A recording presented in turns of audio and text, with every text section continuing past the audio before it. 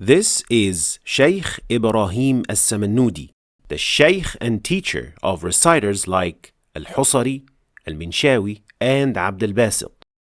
In this rare recording, you will hear Sheikh alafasy reciting Surah Al-Fatihah to him before his passing.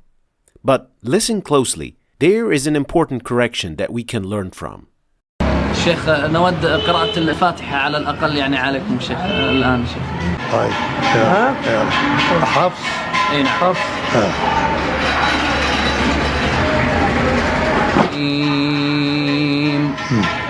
الحمد لله رب العالمين الرحمن الرحيم مالك يوم الدين إياك نعبد وإياك نستعين اهدنا الصراط المستقيم صراط الذين أنعمت عليهم صراط الذين أنعمت عليهم غير المغضوب عليهم ولا الضالين.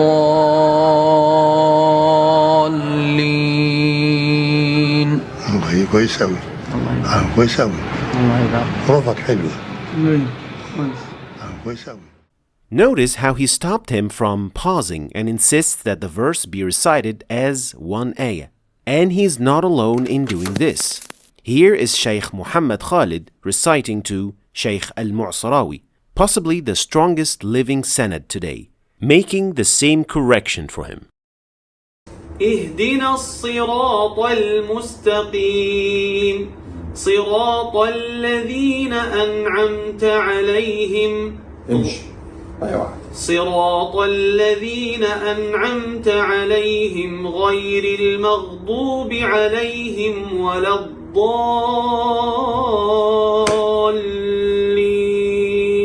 ممتاز.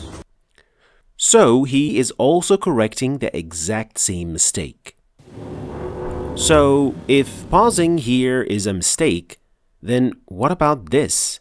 صراط الذين أنعمت عليهم غير المغضوب الذين أنعمت عليهم غير المغضوب عليهم ولا الذين أنعمت عليهم غير المغضوب عليهم ولا.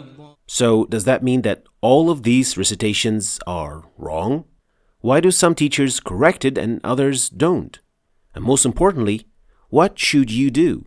Is it a mistake to pause or not? And what if the ayah is just too long for me?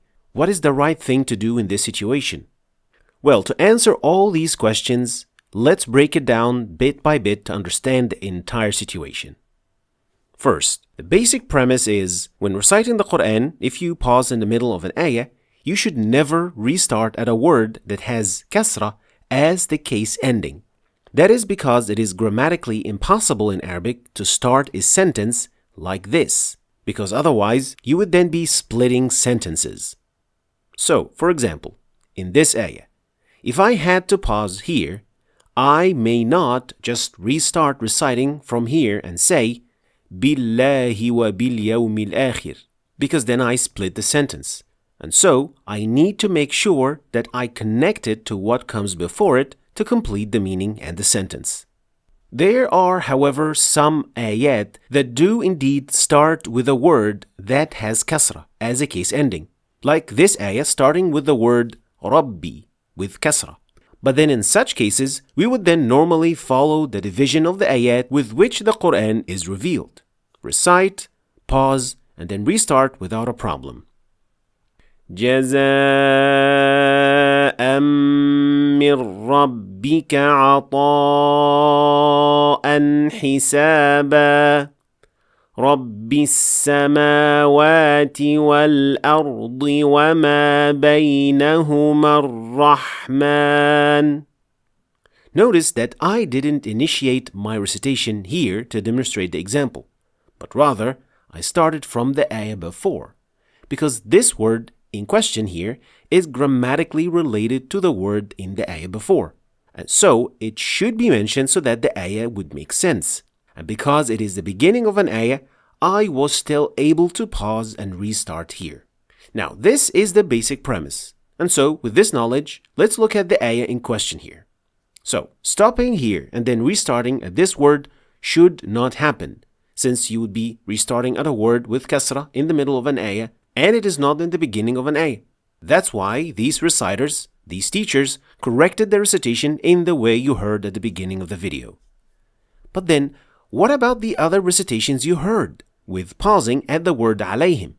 Well, as it happens, this particular ayah is in fact 2 ayat in other riwayat of the Quran, like Warsh, Ad-Duri, and others. And so, the word غيري can also be considered a beginning of an ayah, making it essentially possible to pause and then restart from the word غيري without any problem, just like we did with the example that we showed earlier. That's why these reciters do it. They go with the opinion that this is in fact 2 ayat, and that Basmala is not ayah number 1 of Al-Fatihah. But then now the question is, why did these teachers then correct it as a mistake if it is indeed possible and it is a valid recitation? Well, here's the thing. When you say, I recite Al-Fatihah according to the riwayah of Hafs and Asim, then you must consider this as single ayah, and you may not pause. And that's what happens when you recite to your shaykh. You must abide by a single riwayah, with the set of rules and conventions that come with it. And so, stopping here, in that case, would be a mistake, and you will be corrected, since this is not the recitation of Hafs. But, if you recite casually in prayer or to yourself with no particular riwayah in consideration, then pausing here would just be fine, since there is indeed a possibility of reciting like this, just not through Hafs. So, what do I do now? Well, in a nutshell, you, as an average casual learner or reciter, choose whatever is easier to you. Pause at عليهم or keep going. With pausing, however, you just can't consider Basmala as ayah number 1, since Al-Fatihah contains only 7 ayat, never 8. But if you want to recite according to the riwayah of Hafs and Asim 100%, then abide by the division of the ayat according to this riwayah and follow its rules without splitting ayah number 7. Finally, to learn more on why Basmala is sometimes considered ayah number 1 and sometimes not, and also to learn about the mixing of qira'at, watch these videos. I left their links in the description. Thanks for watching. Don't forget to check out my latest books with their video courses if you want to learn the Quran in Arabic or properly learn its tajweed. Check out the links in the description. Thanks for watching, and I'll see you next time, inshallah.